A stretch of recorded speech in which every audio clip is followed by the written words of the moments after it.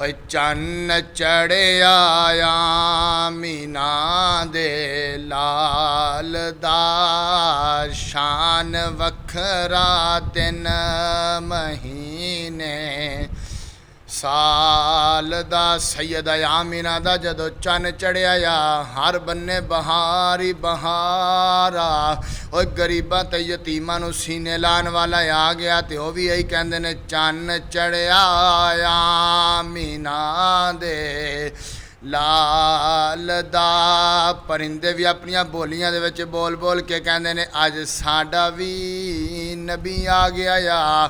ਉਹ ਵੀ ਇਹੀ ਕਹਿੰਦੇ ਨੇ ਚੰਨ ਚੜਿਆ ਆਮੀਨਾ ਦੇ ਲਾਲ ਦਾ। ਤੇ ਕਾਬੇ ਦੇ ਅੰਦਰੋਂ ਵੀ ਆਵਾਜ਼ ਆ ਰਹੀ ਹੈ, ਕਾਬਾ ਵੀ ਬੋਲ ਬੋਲ ਕੇ ਹੀ ਕਹਿ ਰਿਹਾ ਆ ਚੰਨ ਚੜਿਆ ਆਮੀਨਾ ਦੇ ਲਾਲ ਦਾ।